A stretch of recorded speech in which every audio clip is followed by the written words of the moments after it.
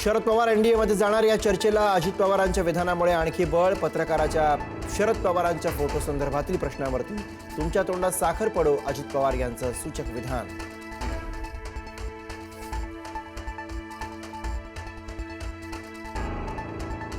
महापालिका निवडणुकीच्या निकालापूर्वीच महायुतीची घोडदौड. महायुतीची 65 जागांवर बाजी. भाजपचे 44, शिवसेनेचे 19, राष्ट्रवादीचे 2 नगरसेवक बिनविरोध निवडून.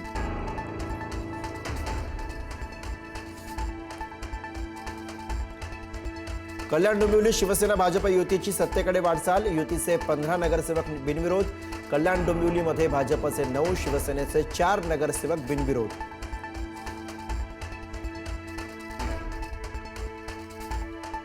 नाशिकमध्ये अर्ज मागे घेण्यावरनं राडा. बाळा शिरसाट आणि वंदना बिरारी आमने सामने. अर्ज मागे घेण्यास काही मिनिटं शिल्लक असताना गोंधळ. पोलिसांच्या मध्यस्थीने परिस्थिती नियंत्रणात.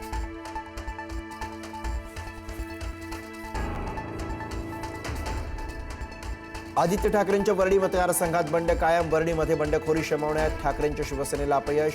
वरळीत ठाकरेंच्या शिवसेनेच्या 7 जणांची बंडखोरी. सूर्यकांत कोळी, श्रावणी देसाई, संगीता जगताप, विजय इंदुलकर यांचं बंड कायम.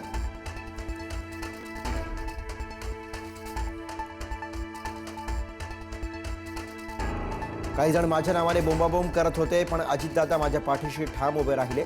नवाब मलिकांचा भाजपवर निशाणा. तर 16 तारखेला आमची ताकद कळेल, आमचा महापौर होईल, मलिकांना विश्वास.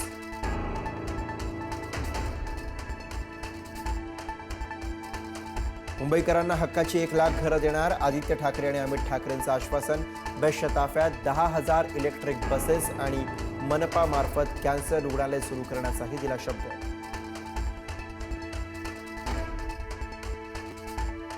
मनसे अध्यक्ष राज ठाकरे 20 वर्षांनंतर शिवसेना भवनात जाणार. 4 जानेवारीला शिवसेना भवनात राज आणि उद्धव ठाकरेंच्या उपस्थितीत वचननाम्याचं प्रकाशन.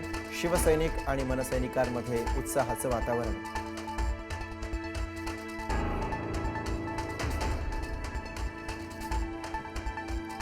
मुंबई महापालिकेसाठी उद्या महायुतीच्या प्रचाराचं नारळ फुटणार. मुंबईच्या वरळी डोममध्ये महायुतीची पहिली जाहीर सभा. मुख्यमंत्री फडणवीस, उपमुख्यमंत्री शिंदेसह प्रमुख नेते राहणार उपस्थित.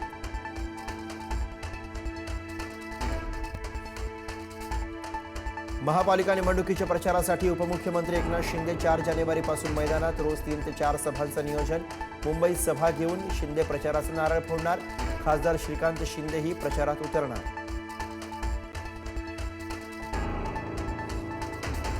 नागपुरात भाजपच्या किसन गावंडे यांनी उमेदवारी अर्ज घेतला मागे. मुख्यमंत्री फडणवीसांसोबत चर्चा केल्यानंतर अर्ज मागे घेऊ नये म्हणून किसन गावंडेंना कार्यकर्त्यांनी ठेवलं होतं घरात कोंडून.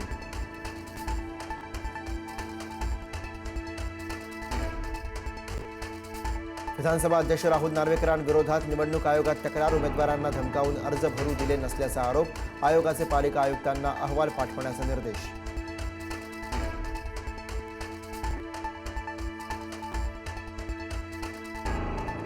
नागपूरच्या माजी महापौर अर्चना डेहनकर यांचे पती निवडणूक लढण्यावर ठाम. नितीन गडकरी, बावनकुळेंकडनं मनधरणीनंतरही विनायक डेहनकर रिंगणात. माजी महापौर अर्चना डेहनकर थेट माहेरी गेल्यानं चर्चा.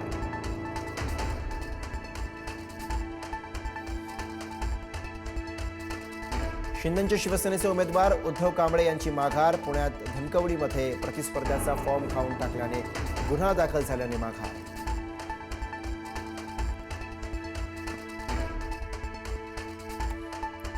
नाशिकमध्ये सुधाकर बडगुजर यांच्या घरात दोघांना उमेदवारी. सुधाकर बडगुजर प्रभाग 25 मधून भाजपचे उमेदवार, तर मुलगा दीपक बडगुजर प्रभाग 29 मध्ये भाजपचा उमेदवार. बडगुजर आणि मुकेश शहाणे संघर्ष पुन्हा पेटणार.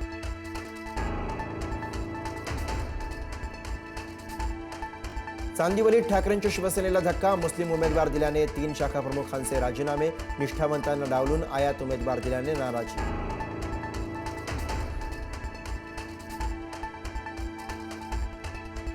माजी आमदार विठ्ठलराव भैलुमे यांच्या घरावर कोयता गँगचा हल्ला. अहिल्यानगर जिल्ह्यातील कर्जतमधली घटना. कोयत्यानं वार केल्यानं 2 गाड्यांचं मोठ्या प्रमाणात नुकसान.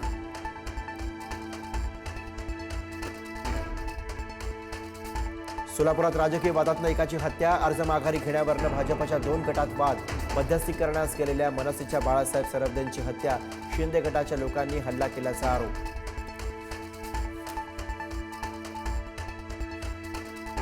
साईबाबांच्या चरणी हिरे जडित मुकुट अर्पण.